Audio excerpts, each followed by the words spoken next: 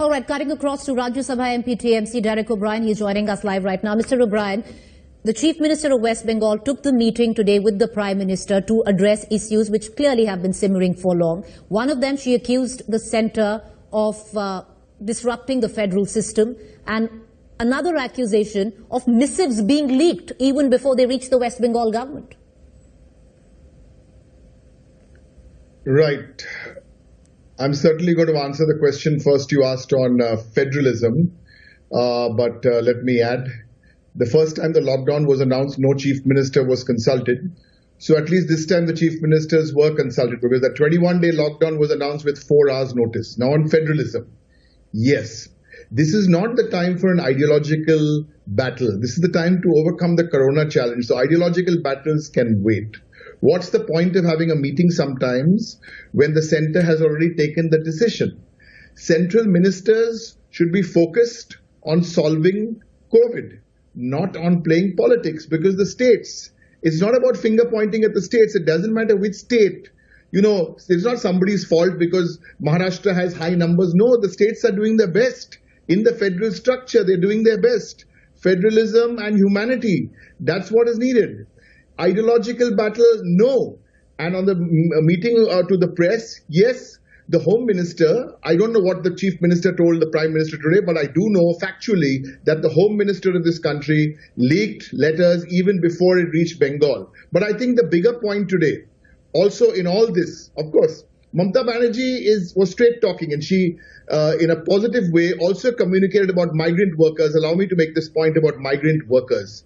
The migrant worker, it wasn't planned, because if you look at the National Disaster Management Act, you need to look at Section 4, which talks about the marginalized. The centre abandoned the marginalized workers. What did the West Bengal government do?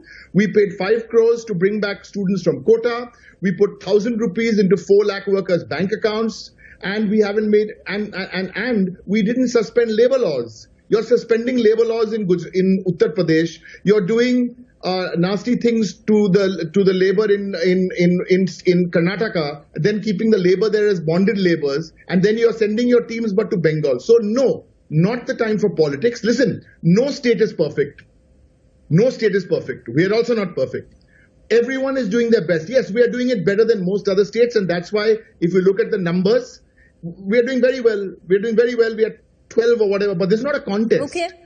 The centre must appreciate that the local decisions are best taken at the level of the state level. Listen, you didn't listen to us when we told you to close the airports. You didn't listen to us when we told you to close parliament. You didn't listen to us when we told you to take migrant workers. Mamata Banerjee wrote a letter to 18 chief ministers. You didn't listen to us in March. But March is March. But at least now change the way you do things. Okay, Mr. O'Brien, I'll ask you one quick question before I let you go, sir. So where from here on, where does West Bengal stand? Because, you know, if I'm not wrong, exactly a month ago, West Bengal did not want a complete lockdown. They wanted what, you know, you said was a humanitarian lockdown. Today, it seems that Mamata Banerjee wants a lockdown. She doesn't want the trains, because that's what at least is coming out from the meeting with what she suggested today.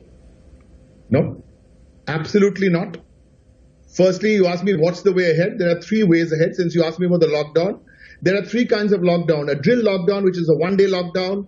A complete lockdown is what the Prime Minister announced at 4 hours notice. We immediately said no to that. We wanted a 3rd kind of lockdown, which is a calibrated, a humane lockdown. So that's why the Mithai Ka Dukan was always open in Bengal. Not for some style, but because we wanted tens of thousands of dairy farm owners not to waste their milk. That's what we meant. You can't you cannot ever have a lockdown and throw away the key. You cannot. We've said that on 24th of March. We're saying this now. So does West Bengal support the trains functioning, Mr. O'Brien? Yeah. You're sending the trains.